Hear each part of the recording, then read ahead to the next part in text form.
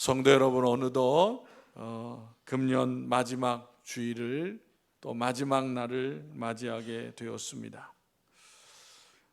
한 해 동안도 또 많은 일들 속에서 또 지금까지 또 수고하신 또 모든 분들 감사를 드립니다. 이제 2023년 한 해를 마치게 되지만 또한 새해 24년을 맞이하게 됩니다. 우리는 한 해를 마칠 때마다 많은 아쉬움이 있게 됩니다. 그리고 또한 나의 부족함과 연약함 가운데에 도와주신 하나님의 은혜가 있었음을 감사하게 됩니다. 그래서 그 같은 하나님의 은혜를 깨닫게 되므로 이전보다 더욱 성숙한 성도로서 승리하는 삶을 살아가게 되는 것입니다. 이 시간 성경 말씀은 우리가 잘 아는 아브라함에 관한 내용을 말씀하고 있습니다. 아브라함의 인생의 삶 속에서 일어났던 한 사건을 말씀하시고 있습니다. 이 같은 말씀을 통해서 우리는 아브라함이 어떻게 위기를 맞았지만은 어떻게 승리하는 삶을 살게 되었는지를 살펴보고자 합니다. 첫째로 아브라함은 집에서 기르는 훈련한 자 318명을 준비하였다는 것입니다. 아브라함이 살던 곳에서 뜻하지 않는 전쟁이 일어나고 말았습니다. 사해 먼 동쪽의 지역에 있던 연합군과 사해 주변에 살던 연합군이 전쟁을 벌였던 것입니다. 공격해온 세력은 시날왕 아무라벨, 엘라살왕 아리오, 엘람왕 그도라 오멜과 고임왕 디달 등 네 왕국이었습니다. 그리고 사해 주변의 왕국들은 소돔 왕 베라와 고모라 왕 비르사, 아드마 왕 시납, 스보이 왕 세메벨, 그리고 소알 왕 등 5 왕들이었습니다. 원래 엘람 왕 그도라 오멜을 중심으로 한 동방 지역의 왕들이 식민지처럼 사해 지역에 있는 이 네 나라를 다스리고 있었습니다. 그런데 식민지 통치를 한 지 13년이 되던 해에 이 지역의 왕들이 반기를 든 것입니다. 전쟁은 여러분 항상 비극을 가져다 줍니다. 수많은 생명들이 죽음을 맞이하게 되고 많은 사람들이 고통을 겪게 됩니다. 오늘날 여러분, 세계에서 일어나는 전쟁을 보더라도 전쟁의 참혹함을 우리는 느끼게 됩니다. 이 전쟁으로 인해서 아브라함의 가정에도 전쟁의 비극이 닥치고 말았습니다. 소돔이 전쟁에서 패배하면서 아브라함의 조카 롯이 재물도 빼앗기고 또 자신은 포로로 끌려가게 되었습니다. 13절에 보면 포로로 끌려간 중에 도망한 자가 아브라함에게 와서 이 소식을 전하였습니다. 인간은 전쟁 앞에 무력해질 수밖에 없습니다. 분노하고 안타까워하며 발을 동동 구르는 것 외에는 무자비한 전쟁 앞에 인간이 저항할 수 있는 것은 거의 없습니다. 그런데 아브라함은 주저앉아 통곡하며 낙심만 하지 않았다는 거예요. 아브라함은 즉시 싸울 수 있는 사람들을 모아서 신속히 포로를 끌어간 사람들을, 군대를 쫓아갔습니다. 13절에 보면 아브라함이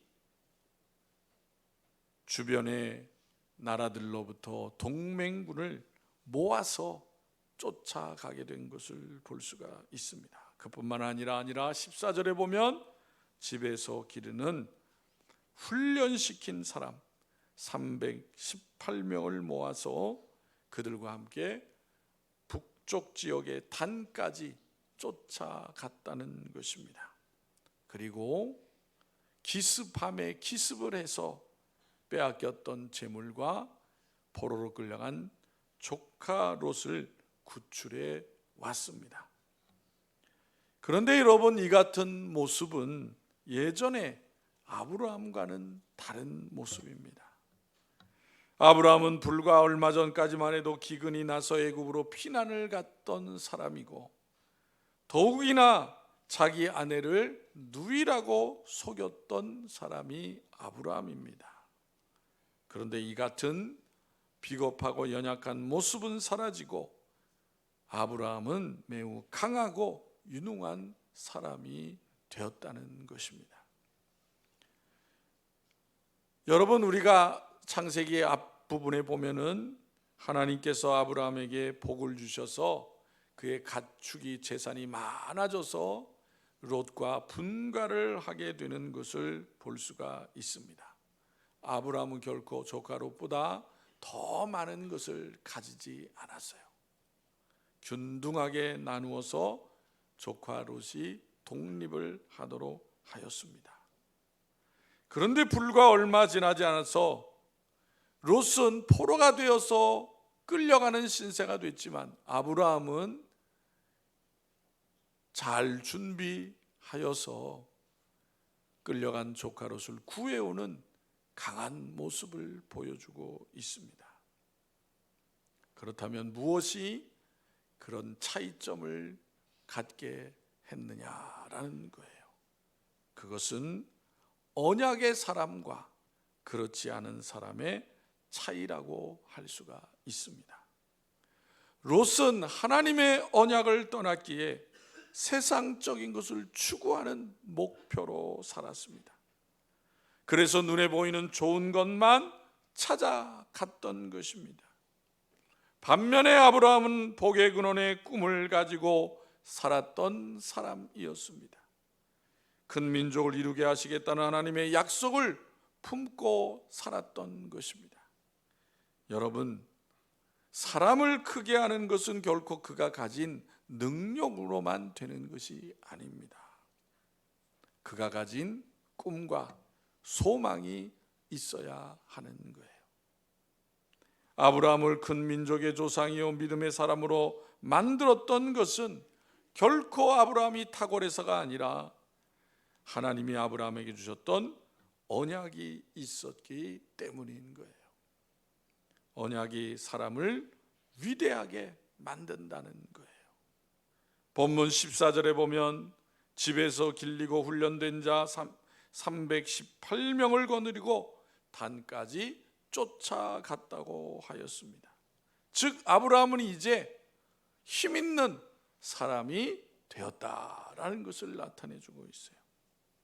아브라함은 막연히 꿈만 꾸고 언약만 간직하고 가만히 있었던 것이 아니었다는 거예요. 그는 언약의 그릇에 맞는 실력, 능력을 쌓고 있었던 것입니다. 성도 여러분, 하나님께서 사용하시는 그릇이 되기 위해서는 우리도 준비하고 능력을 키워야 하는 것입니다. 왜냐하면 열심히 노력하는 자에게 하나님의 역사가 이루어지게 되어 있기 때문인 것입니다. 아브라함이 하늘만 쳐다보고 있었다면 이 위기의 때에 힘을 발휘하지 못하였을 거예요. 아브라함에게 가나안 땅을 주시기로 약속을 하셨다면 하나님께서 바로 주시지 왜 400년간을 기다리게 하셨느냐라는 거예요. 그것은 아브라함이 준비가 되지 않았기 때문에요. 가나안 땅을 차지할 만한 역량도 민족도 아직 형성하지 않았기 때문입니다. 공부하는 학생은 무엇을 해야 됩니까? 열심히 기도만 한다고 해서 시험에 붙는 것이 아니에요. 시험에 붙기 위해서는 무엇보다도 열심히 공부해야 하는 것입니다.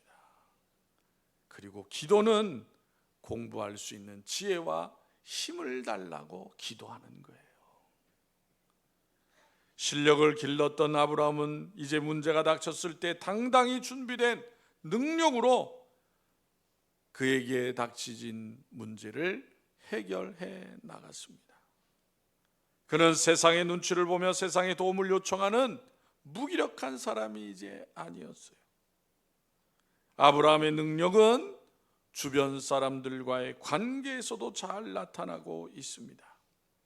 위기 때에 자신과 동맹할 수 있는 마므레 에스골 아넬이 있었던 것입니다. 아브라함은 주변 사람들과도 좋은 관계를 맺었던 것입니다. 오늘날에도 마찬가지예요. 여러분, 세상이 왜 삭막하다고 합니까? 이웃과의 관계가 소원해지기 때문이에요. 옛날에는 동네의 사람들이 친척같이 그렇게 다 지냈어요. 오늘날 도시에서 그런 관계를 형성하면서 사는 사람들은 흔치 않습니다. 사람들의 관계가 많이 단절된 속에 우리는 살아가고 있습니다. 그러한 세상에서 어려움을 겪을 때에 과연 나에게 도움을 주고 힘이 될 사람이 얼마나 있겠느냐라는 거예요. 아브라함이 살던 시대에도 어려움들이 있었겠지만은 위기를 닥쳤을 때에 아브라함과 함께 할 수 있는 사람들이 있었다는 사실이에요. 여러분, 오늘날 이런 삭막한 세상 가운데 우리가 살고 있지만은 그리스도인들은 주변 사람들과 좋은 관계를 잘 맺어야 하는 것입니다. 두 번째, 아브라함은 엘리온의 하나님을 체험하였다는 사실이에요. 아브라함은 실력만 가지고 조카롯을 구축한 것이 결코 아닙니다. 아브라함은 무엇보다도 지극히 높으신 하나님을 만났습니다. 그것은 멜기세덱의 고백을 통해서도 확인할 수가 있습니다. 19절 20절에 보면 그가 아브라함에게 축복하여 이르되 천지의 주제이시오 지극히 높으신 하나님이여 아브라함에게 복을 주옵소서 너희 대적을 내 손에 붙이신 지극히 높으신 하나님을 찬송할지로다 하며 아브라함이 그 얻은 것에서 10분의 1을 멜기세덱에게 주었더라고 하였습니다. 또 22절에 보면 아브라함이 소돔 왕에게 이르되 천지의 주제이시오 지극히 높으신 하나님 여호와께 내가 손을 들어 맹세하노니라고 말하는 것을 볼 수가 있습니다. 즉 멜기세덱과 아브라함이 고백하는 하나님은 어떤 하나님이라고요? 천지의 주제이시오 지극히 높으신 하나님이라고 하고 있어요. 즉 엘리온의 하나님이다 라고 고백을 하고 있다는 것입니다. 여기에 등장하는 이 멜기세덱은 예루살렘의 왕이며 제사장이라고 하였습니다. 그는 아브라함이 위험을 무릅쓰고 전쟁에 나가서 추격하여서 싸워 이기고 롯을 구출하여 데리고 올 때에 아브라함을 영접하였던 것입니다. 그는 떡과 포도주를 준비해서 가지고 나와 아브라함을 위로하고 축복하였던 것입니다. 그러면 이 멜기세덱은 어떤 사람입니까? 멜기세덱의 신비로운 모습에 대하여 신약성경 히브리서 6장 20절에 이렇게 말씀합니다. 그리로 앞서가신 예수께서 멜기세덱의 반차를 따라 영원히 대제사장이 되어 우리를 위하여 들어가셨느니라 라고 하였습니다. 즉 예수님은 멜기세덱의 반차를 따라 영원한 대제사장이 되었다고 말씀하고 있다는 것입니다. 그리고 히브리서 7장 2절 3절에는 아브라함이 모든 것의 10분의 1을 그에게 나누어 주니라. 그 이름을 해석하면 먼저는 의의 왕이요 그 다음은 살렘 왕이니 곧 평강의 왕이요 아버지도 없고 어머니도 없고 족보도 없고 시작한 날도 없고 생명의 끝도 없어 하나님의 아들과 닮아서 항상 제사장으로 있느니라 라고 말씀하고 있습니다. 즉 히브리서에서 말씀하시고 있는 것은 멜기세덱은 바로 예수님을 상징하는 인물이다라는 거예요. 그런데 이 사람이, 이 제사장이, 왕이 하나님을 고백하는 말입니다. 그 고백의 말이 뭐라고요? 천지의 주제이시오 지극히 높으신 하나님이라고 불렀다는 사실이에요. 여러분, 우리가 믿는 하나님, 내가 믿는 하나님은 어떤 분이십니까? 나는 하나님을 어떻게 고백하고 있으십니까? 멜기세덱과 아브라함은 이 세상에는 하나님보다 높은 분은 없다고 고백하고 있습니다. 그래서 그 하나님이 결정하시면 되지 않을 일이 없다는 거예요. 옛날 고대 전쟁은 신들의 전쟁이었어요. 그래서 이방 사람들은 전쟁이 일어나면 자신이 섬기는 우상을 만들어서 앞세우고 전쟁에 참여했던 거예요. 그런데 본문에 기록된 이번 전쟁에서 승자가 누구라는 것입니까? 바로 지극히 높으신 하나님이라고 말씀하고 있는 것입니다. 아브라함도 그렇게 고백을 하게 됩니다. 아브라함이 이번 전쟁에서 체험한 하나님을 나타내고 있는 것입니다. 많은 신들이 있다고 하지만 가장 높고 최고의 신은 오직 여호와 하나님이라고 고백한 것입니다. 성경을 보면 많은 믿음의 사람들이 그들이 체험한 하나님을 고백하는 것을 볼 수가 있습니다. 여호수아는 아말렉과의 싸움에서 뭐라고 고백합니까? 여호와 니시 하나님이라고 고백을 해요. 무슨 하나님이에요? 승리하게 하시는 하나님을 고백하고 있습니다.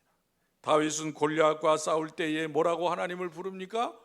만군의 여호와 하나님이라고 하였습니다. 즉 1만 군대의 대장이시며 용사이신 하나님이시라는 거예요.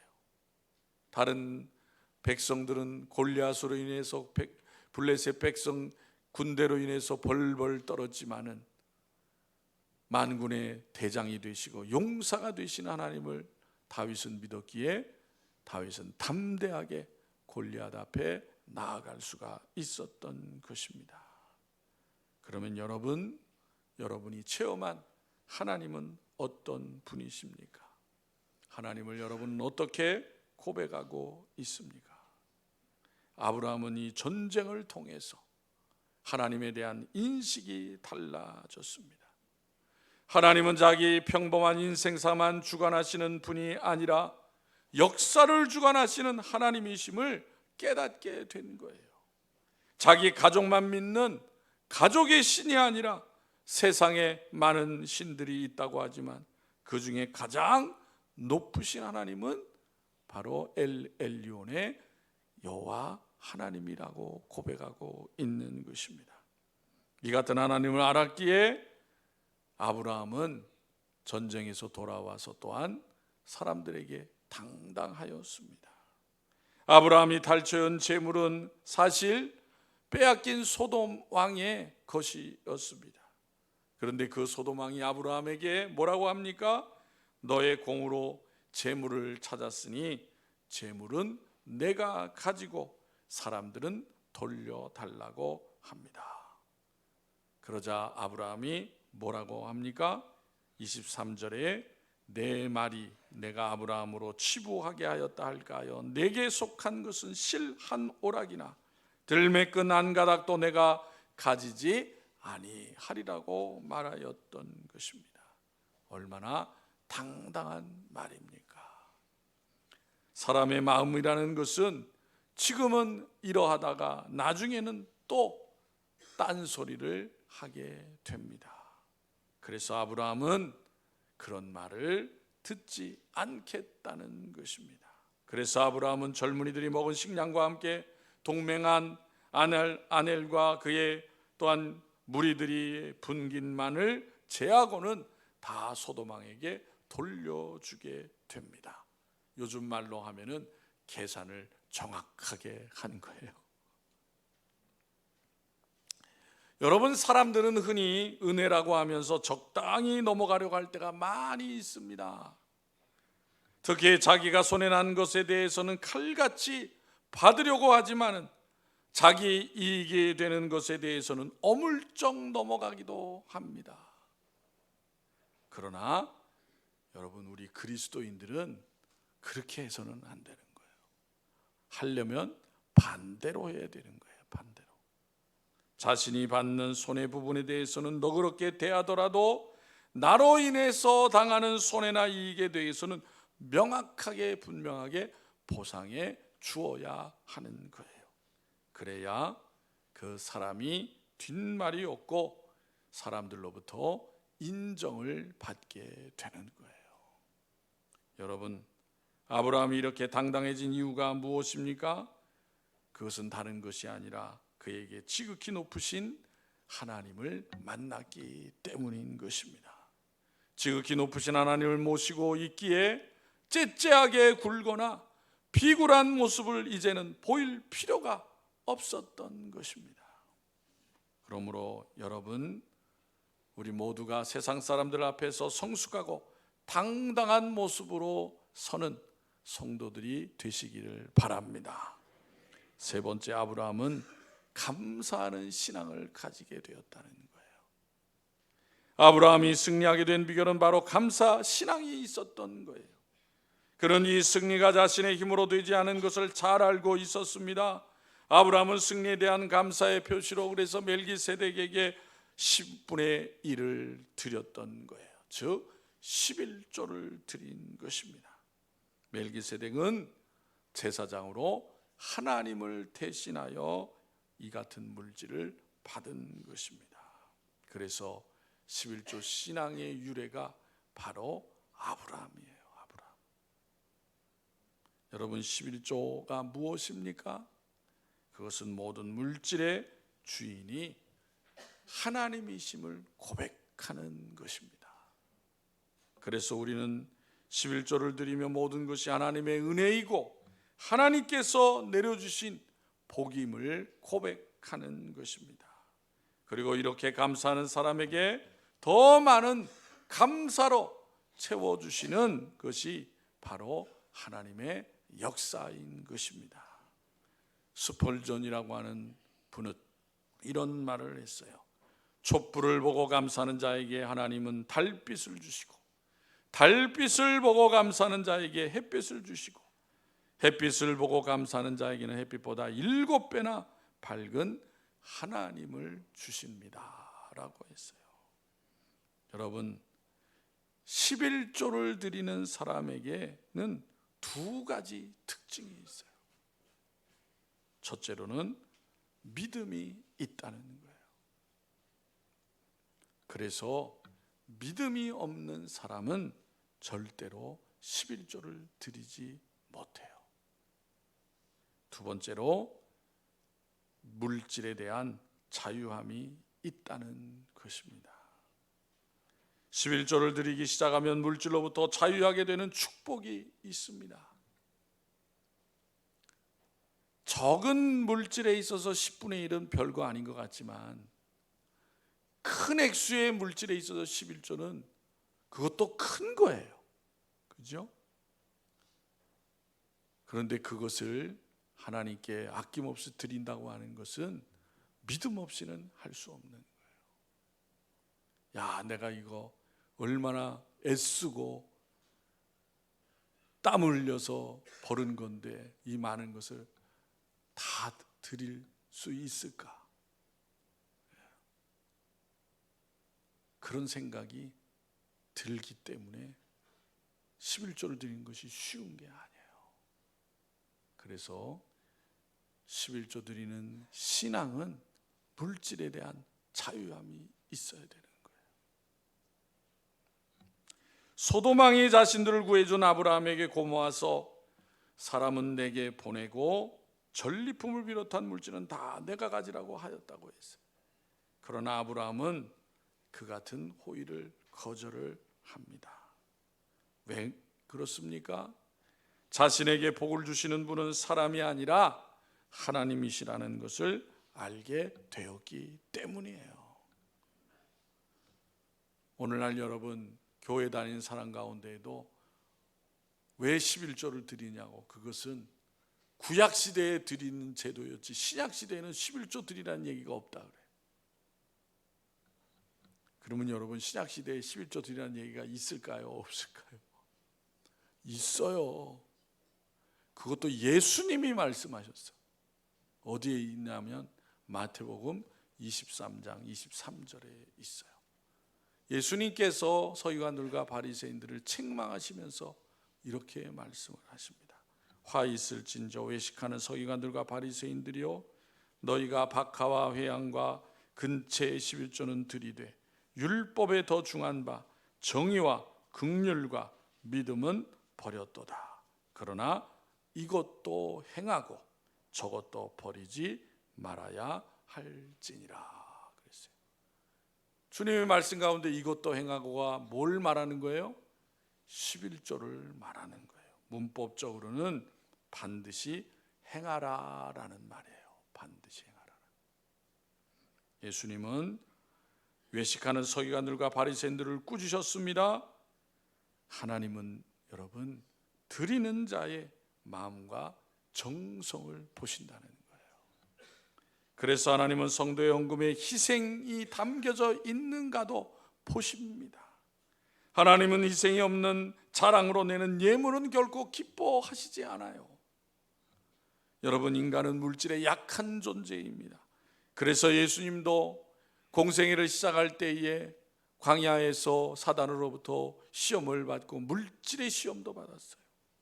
그러나 예수님께서 그 같은 시험을 이기신 것처럼, 승리하신 것처럼 우리도 이 땅에서 승리하는 삶을 살아야 되는 것입니다. 승리하는 삶을 살기 위해서 환난의 때를 잘 준비하고 믿음의 힘을 길러야 하는 것입니다.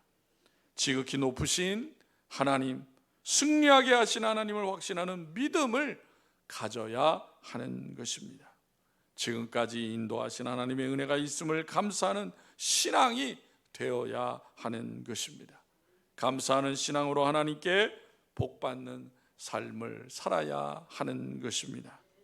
아브라함을 승리하게 하신 하나님이 우리 모두의 하나님이 되심을 믿으시고 언제나 하나님께 소망을 두고 승리하는 삶을 살아가는 복된 성도들이 다 되시기를 주님의 이름으로 축원합니다. 기도드리겠습니다. 우리의 산성과 피난처가 되시고 복의 근원이 되시는 아버지 하나님의 은혜를 감사합니다.